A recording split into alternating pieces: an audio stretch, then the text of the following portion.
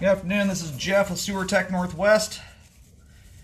We are at 58785 Evergreen Loop here in St. Helens. I describe everything as if you're standing in the street facing the front of the home. So right now we are out back. Back side of the house, very near the rear left corner of the home. The line actually shoots out of the house directly underneath the kitchen sink. That's the kitchen sink through the window right there. So right outside the window here, you've got a little green valve cover box with a 3-inch clean out underneath it.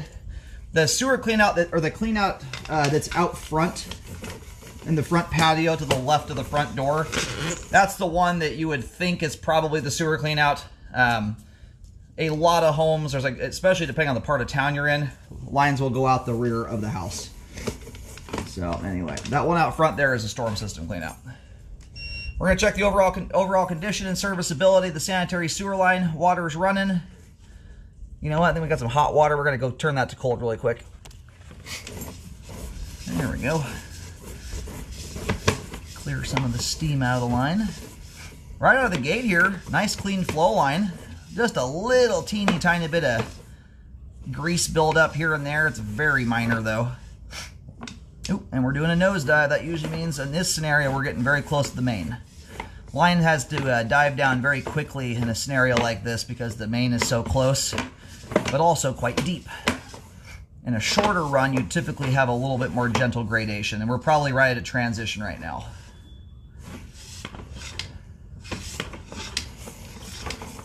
Not sure what hunk of junk that thing was.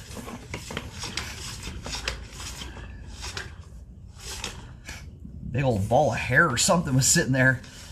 Anyway, we're transitioning here to PVC pipe. We've got a little bit of standing water at the transition there. It's an extremely common location for standing water to occur. And especially when you have a nosedive that's that significant.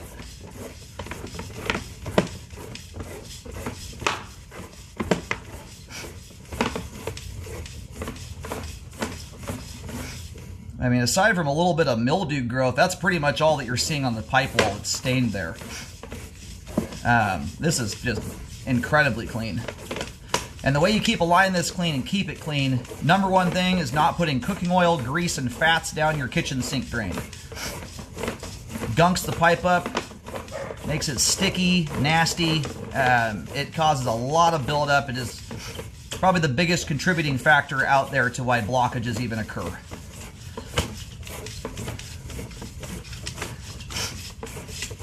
All said and done here, I think this thing ended up kind of doing a wraparound. I thought the line might be heading out to the street, or I'm sorry, to the fence line there when it started diving off that hard. I did not expect to keep going this far.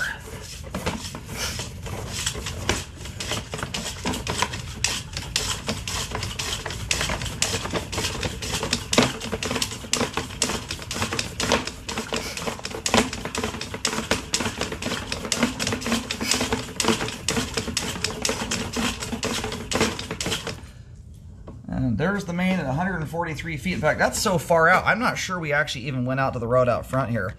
I'll do my darndest to locate this thing. As far as the line itself goes here, line flows beautifully. I am mind blown. That nosedive, pardon the terminology here, but we call it pissing away grade.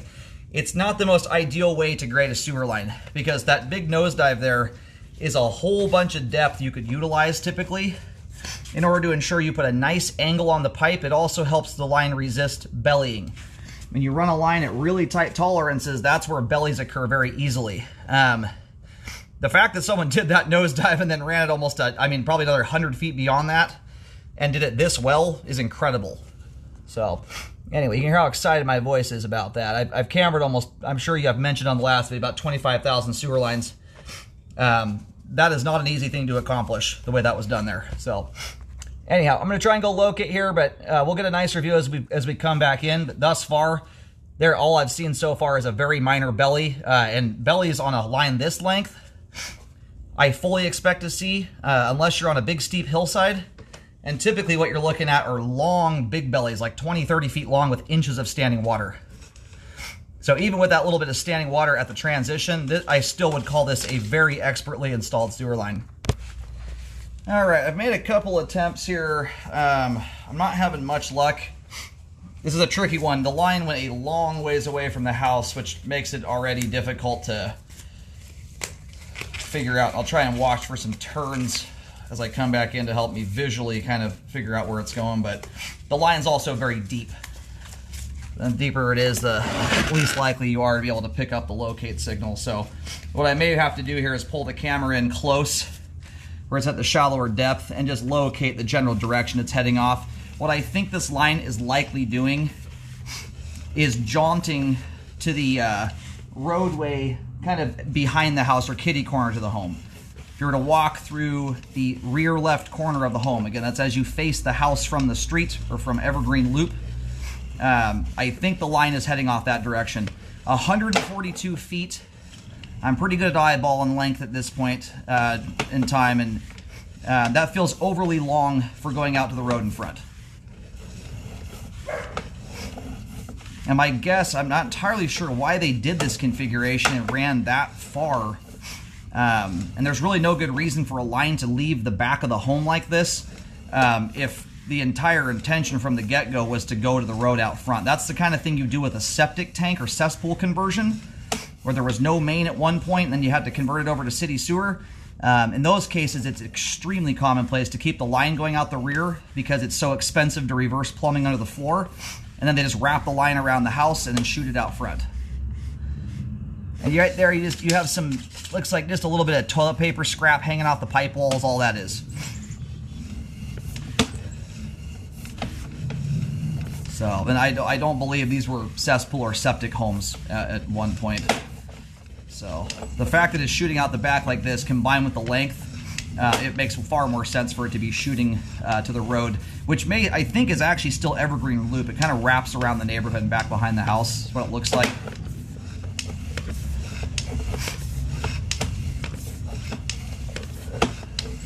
At one point in time, that may have been the only feasible place to actually run the sewer line to.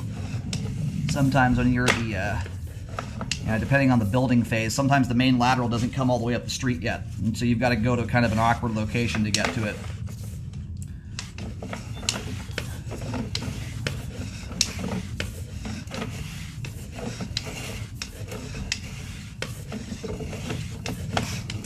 Now, if you're in your, I probably mentioned on the other videos, I usually talk about grease a lot. I'm a big stickler on it.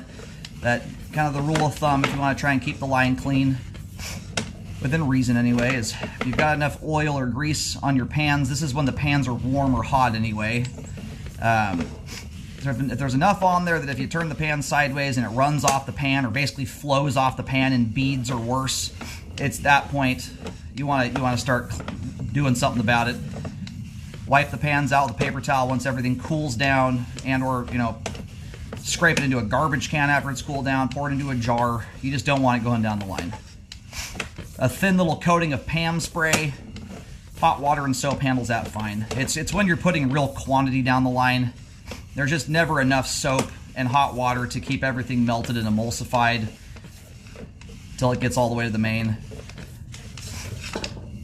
Now, all that PVC pipe there is perfection. Beautifully graded piece of pipe right there. And this right here is about the only defect I can even talk about. So you've got a little belly here that stops about 25 feet.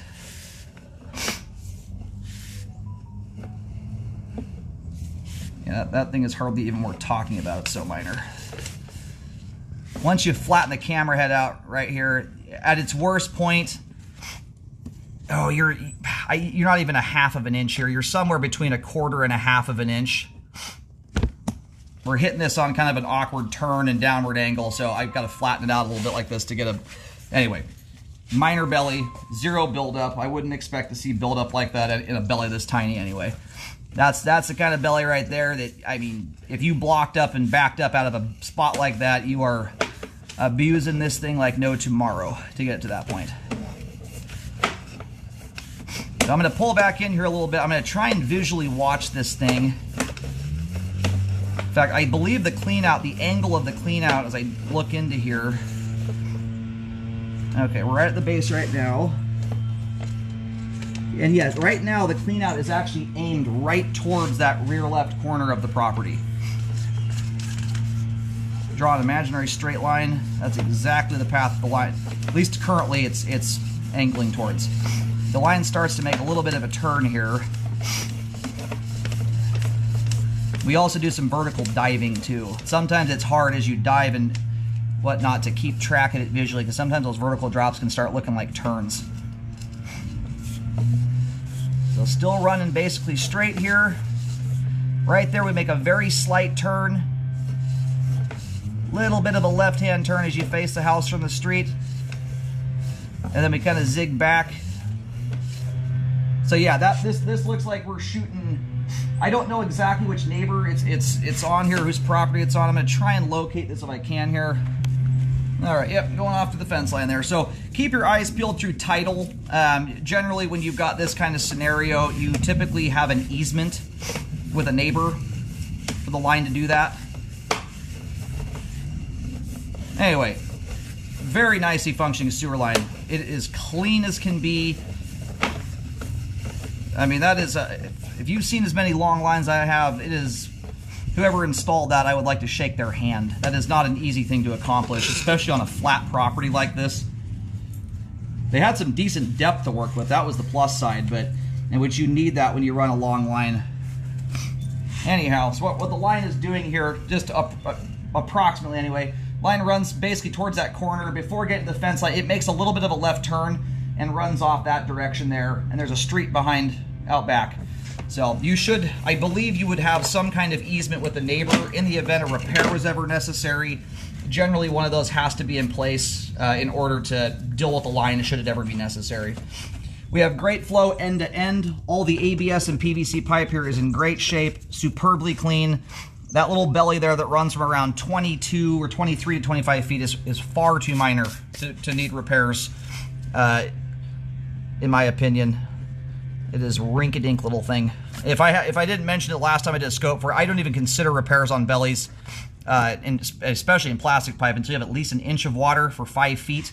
The overwhelming majority of those I don't even recommend fixes on. I only recommend repairs on bellies in plastic pipe when they're very close proximity to the home, if not underneath the home. But generally, these days, I've backed way off on bellies. They mostly, in plastic pipe, it almost entirely comes down to how the homeowner treats the sewer line.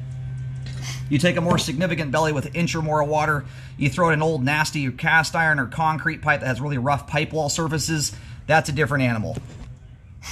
The water will slow things down and those rough pipe walls snag a hold of the debris, you know, and that's where you can end up with the potential for stuff occurring under proper usage. This line is a long ways off from that. The belly you have there has essentially zero bearing on flow at all. And when you consider this line is 143 feet, that belly or not, this I would basically consider a perfect install. Sewer line is functioning properly at this time.